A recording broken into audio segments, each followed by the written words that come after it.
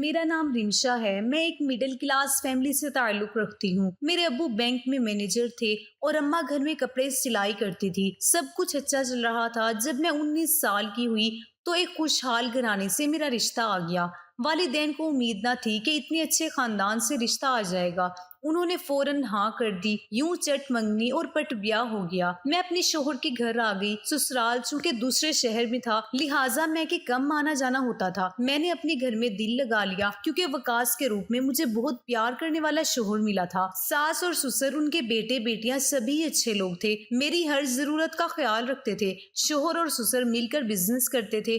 वकास हर हफ्ते मुझे सैर को ले जाते, शॉपिंग करवाते। मैं तो अपनी किस्मत पर नाज करती। मैं चूंकि बहुत खूबसूरत, कम उम्र भी थी, इसी वजह से शोहर पर्दा कराते थे। वो अक्सर कहा करते थे, देखो रिमशा, अपना ख्याल रखा करो, कहीं तुम पर किसी की बुरी नजर न पड़ जाए। उन्होंने मेरे लिए गाड़ी के काले शीशे करवाए हुए थे ताकि हम जब बाहर जाएं तो लोगों को गाड़ी में भी मुझ पर नजर डालने का मौका न मिले। वो जिंदगी के बेहतरीन दिन थे जिन्हें आज तक मैं भुला न सकी। लेकिन दुनिया में किसी शे को साबित नहीं और वक्त भी सदा एक जैसा नहीं रहता। अचानक नसीब ने करवट ली। कारोबार में नुकसान हुआ और हमें किसी मजबूरी के तहत हिजरत करके साहिवाल आना पड़ा।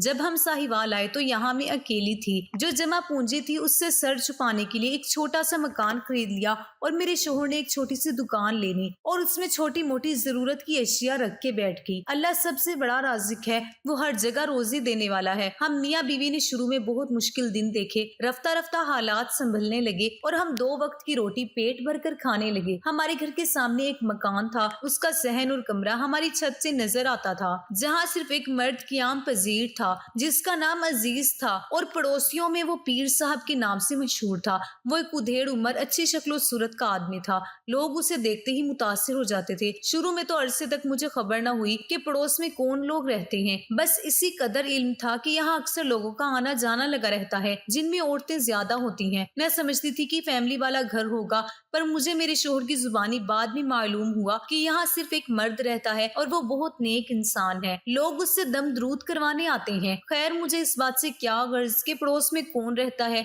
या फैमिली रहती है, क्योंकि मेरे दोनों बच्चे इतने छोटे थे कि उनकी देखभाल से ही मुझे फुर्सत नहीं मिलती थी। घर का सारा काम अपने हाथों से करना पड़ता था, लिहाजा तमाम वक्त घर में गुजरता था। मोहल्ले पड़ोस में कहीं मेरा आना जाना था नहीं। पड़ोसी होने के नाते अजीज की अक्सर मेरी मियाँ से सलाम दुआ हो जाती थी, मगर अजीज सही आदमी नहीं था। मुझे उस वक्त मालूम हुआ जब मेरा उस शख्स से वास्ता पड़ा। वकास सुबह सवेरे दुकान पर चले जाते, वो मगरिब के बाद घर लौटते थे। एक दिन मैं छत पर कपड़े डालने गई तो पहली बार अजीज को देखा। अचानक मेरी नजर उस पर पड़ गई। मैंने महसूस किया कि वो बहुत गौर से मुझे देखने में मसरूफ था। ना जाने कब से वो मुझे कपड़े डालते हुए देख रहा था। उसकी उस हरकत पर मुझे बहुत गुस्सा आया। सोचा कि अगर नेक और परहेजगार होता तो मेरी नजर पड़ने के बावजूद भी इस तरह मुझे मुसलसल घूरता न रहता, बल्कि एक शरीफ पड़ोसी होने के नाते वहां से हट जाता या फिर घर के अंदर चला जाता, क्योंकि अच्छे पड़ोसी तो ऐसा ही करते हैं। मगर उस शख्स की आंखों में शराफत की बजाय अजीबोगरीब सी हिवस दिखाई दे रही थी। मैं जहन में सोचने लगी, तोबा तोबा, क्या इससे औरतें दुआ करवाने आती है? ऐसा आदमी भला क्या दम दरूद करेगा? मैंने जल्दी जल्दी तार पर कपड़े डाले और सीढ़ियां उतरते नीचे आ गई। अगले दिन मोहल्ले की एक औरत मेरे घर आई, कहने लगी, अजीज से दुआ करवाने आई थी। क्या बताऊं कितनी मुश्किल में हूँ। मेरे शोहर का साबुन बनाने का एक छोटा सा कारखाना था जो आग लगने से जलकर तबाह हो गया। अल्लाह जाने आग किसी हासिद ने लगाई या खुद लगी है। अब हालत ये है कि हम कोड़ी कोड़ी को मुहताज हो गए हैं। ये खातून पहले भी 2-3 बार मेरे घर आ चुकी हैं। अच्छी दुआ सलाम थी औरत से। मैंने उससे पूछा, क्या तुम्हें यकीन है कि अजीज साहब से दुआ करवाने की वजह से तुम्हारे मसले हल हो जाते हैं? हाँ, मुझे तो 100% यकीन है। मुझे बहुत एतमाद है उन पर। पहले भी 2-4 बार इसी तरह के कुछ मसाइल मेरे और मेरे शोहर की जिंदगी में आए। हमने उनसे रुजू किया और हमारे मसले अल्लाह के फजल से हल हो गए। वो हम मोहल्लेदारों और बाकी लोग के मसले हल करवाने के लिए बहुत मेहनत करते हैं। मेहनत से तुम्हारा क्या मतलब है? मेरा मतलब ये है कि पीर जी हर किसी के लिए मेहनत नहीं करते। चिल्ला काटना होता है। चिल्ला काटने में थोड़ी मेहनत होती है। चिल्ला काटते हैं तो बहुत दिन तक किसी से मुलाकात भी नहीं करते, तो अमल करने के वो क्या पैसे लेते हैं? 1 रुपया नहीं लेते। पीर जी बहुत नेक आदमी हैं। किसी का काम जब हो जाता है उसकी खुशी है, चाहे कुछ दे या ना दे। ये पैसे वाले पीर नहीं हैं, नौकर हैं किसी महकमे में और नेकी समझकर लोगों के काम आते हैं, वरना उनके पास रुपये पैसे की कमी नहीं है। मेरी वो मोहल्लेदार एक नेक, दीनदार और अच्छी शोहरत रखने वाली औरत थी। اس کی زبانی عزیز صاحب کی اتنی تعریف سن کر سوچا کہ شاید مجھ سے کوئی غلطی ہو گئی ہے۔ جب سبھی اس شخص کو اچھا کہتے ہیں تو میں نے کیوں اسے برا جانا، جبکہ میرے شوہر بھی عزیز صاحب کو پسند کرتے ہیں اور اس کی بہت تعریف کرتے ہیں کہ وہ ایک اچھا انسان ہے، لوگوں کی خدمت کر رہا ہے۔ پہلے عزیز ہمارے گھر نہیں آتا تھا، وقاص سے اس کی جان پہچان صرف پڑوسی ہونے کے ناطے تھی، لیکن جس دن اس نے مجھے چھت پر دیکھا تھا میرے شوہر کے ساتھ دوستی زیادہ مضبوط کر لی تھی۔ اب وہ اکثر ہمارے گھر آنے لگا۔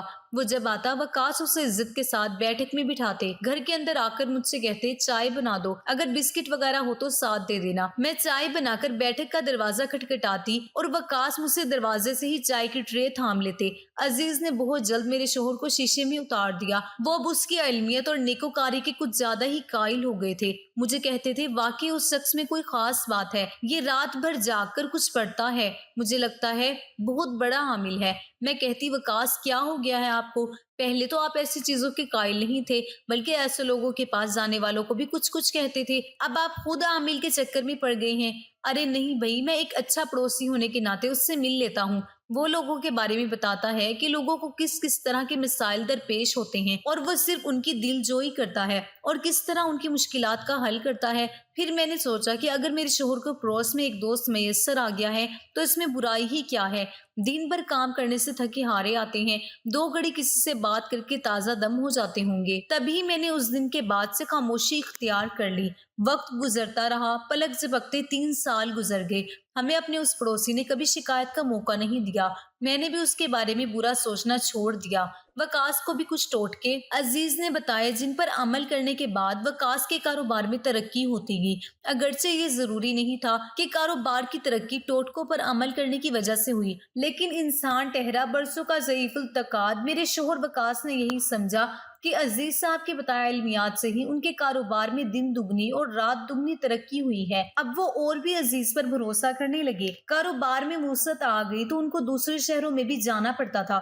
وہ عزیز سے کہہ جاتے تھے کہ بھائی اگر 2 دن لگ جائیں تو تم میرے گھر اور بچوں کا خیال رکھنا۔ وہ کہتا تھا بے فکر ہو کر جاؤ، سمجھو کہ میں تمہارا بڑا بھائی ہوں، میں خیال رکھوں گا تمہارے گھر بار کا۔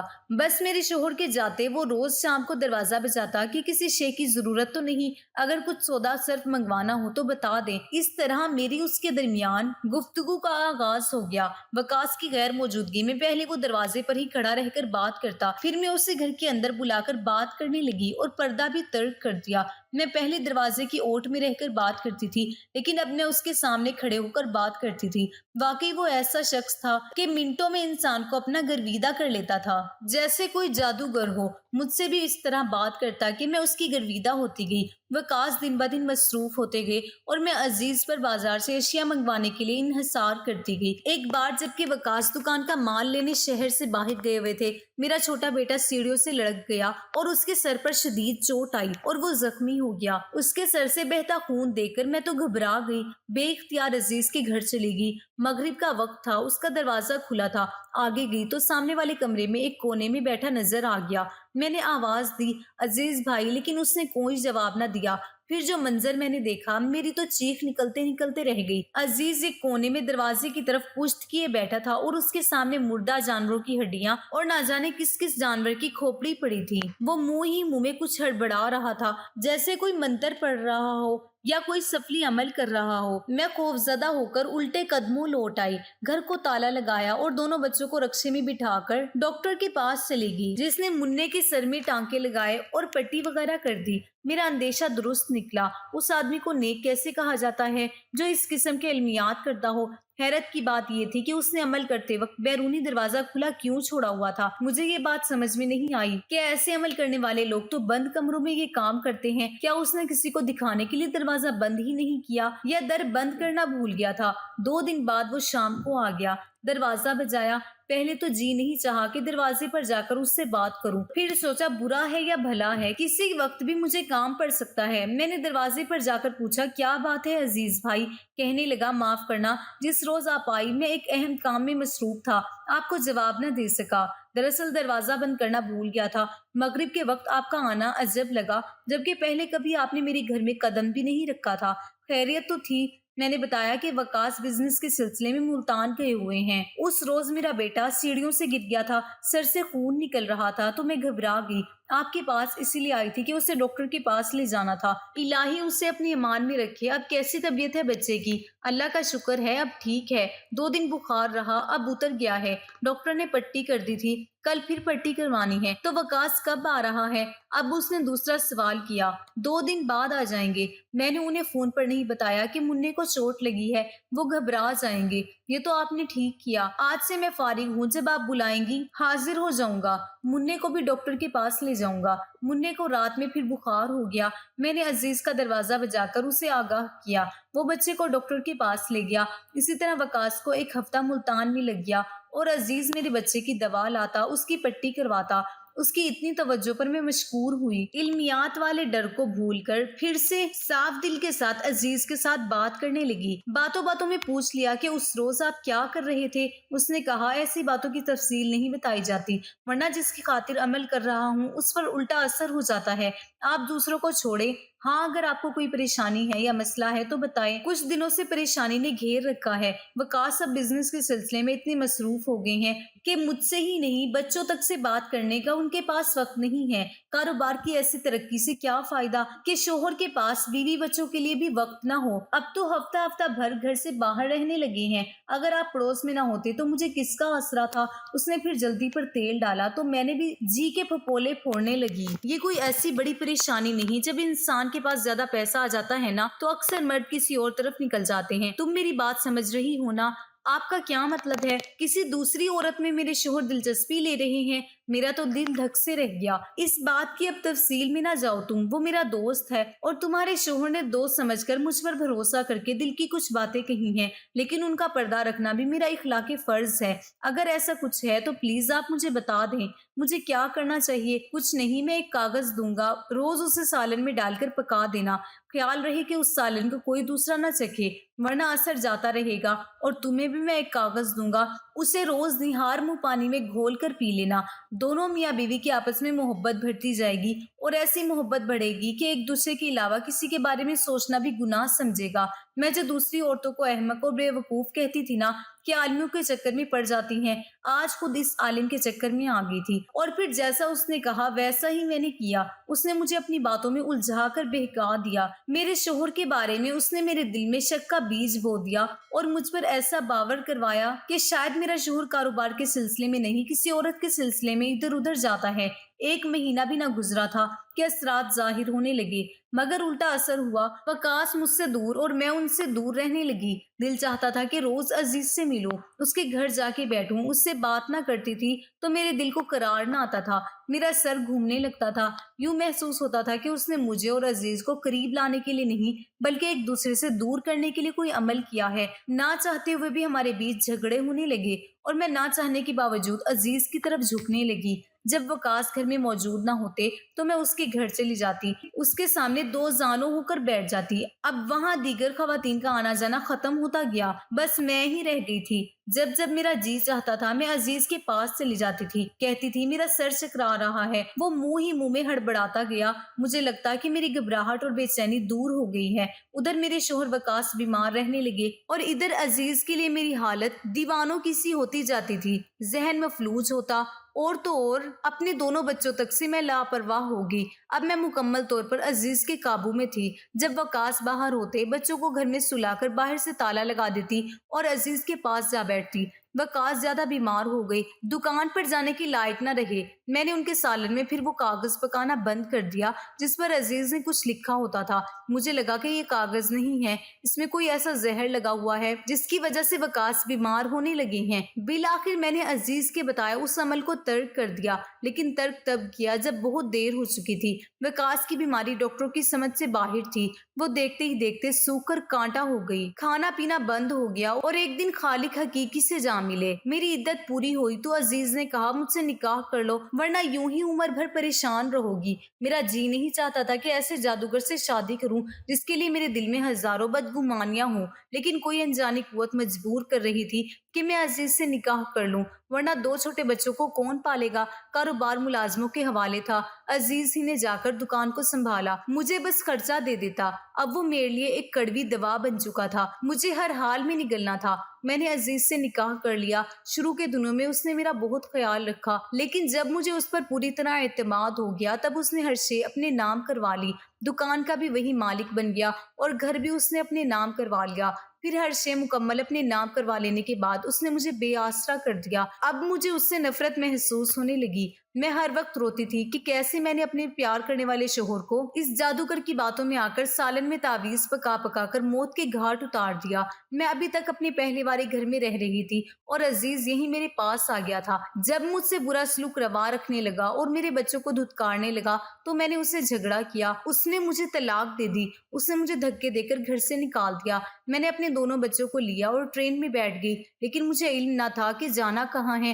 ریل میں مجھے ایک عورت نے پریشان دیکھا تو ہمدردی سے پوچھا کیوں پریشان ہو اور جانا کہاں ہے؟